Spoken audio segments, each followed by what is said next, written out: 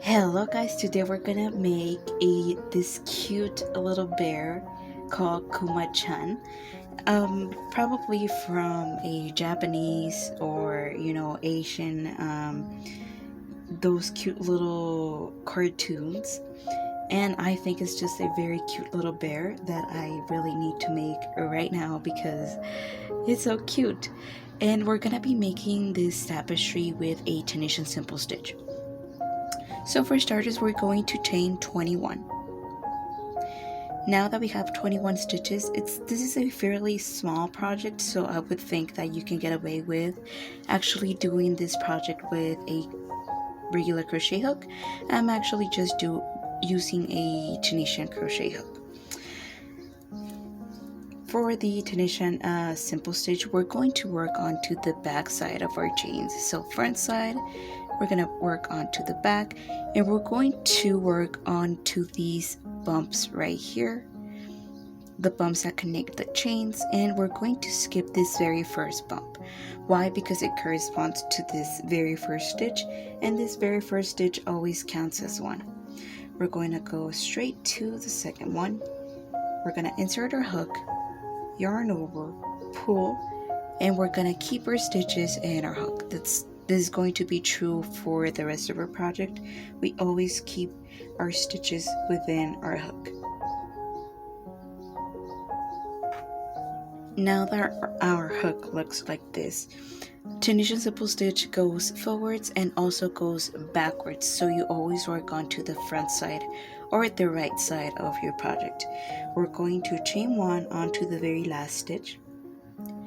We're going to grab our yarn and pull through two of our stitches. So we're going to go 1, 2, and again, all the way down our row.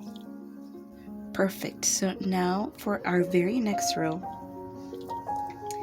this is going to be our actual stitch. We're going to insert our hook only onto those from posts of our previous project, of our previous row, excuse me. We're going to insert our hook, yarn over, and pull. And again, and again. And we're going to do this for 6 rows, for a total of 6 rows on this background color. So 1, 2, 3, 4, 5, 6. And now we get to outline our little bear. So for my outline, I'm going to choose and stick with the pattern a little bit more. Of course, this pattern you can always alter it to your liking, change the colors, move things around. I'm gonna choose this grayish color, and we're gonna do this color for 3 stitches, and we're gonna do like the middle part of our little feet for our bear, and we're going to simply drop our second color and pick up our background color, and we're going to do this 3 stitches, always making sure that if you have a gap right here between colors, that this back yarn, this piece of yarn, is nice and loose. And again, we're going to pick up our grayish color and do this for 3 stitches.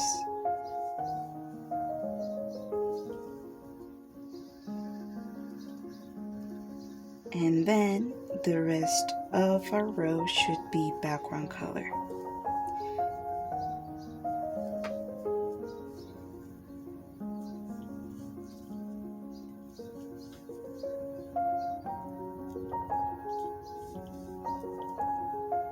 And now for our return pass, always chaining 1 onto that very last stitch, pulling through 2 and pulling through 2 until we reach this pointer right here.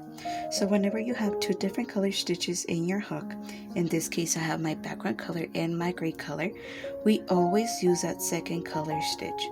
So we're going to drop this background color, I'm going to pick up my gray color, and I'm going to pull through that white and through that gray. Again, pulling through 2, and yet again If you have two different color stitches in your hook, you always use that second color stitch. So guess what? We're going to pull through our gray stitch and our white stitch with our white yarn. And again,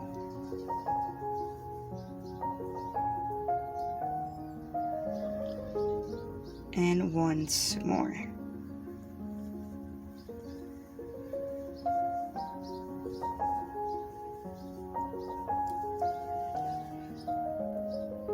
In this second row, we're going to repeat. So for our pattern, each squared colored or each color squared is a stitch. So I do apologize, this is not a full tutorial. Full tutorials do take a long time. So I'm going to leave you with 2 of the rows that you actually need for your foundation, and you can actually do this yourself. Always down below in the description I leave the Pinterest pin that I'm following, and of course you can always pause this video and take a screenshot of the pattern that I'm following.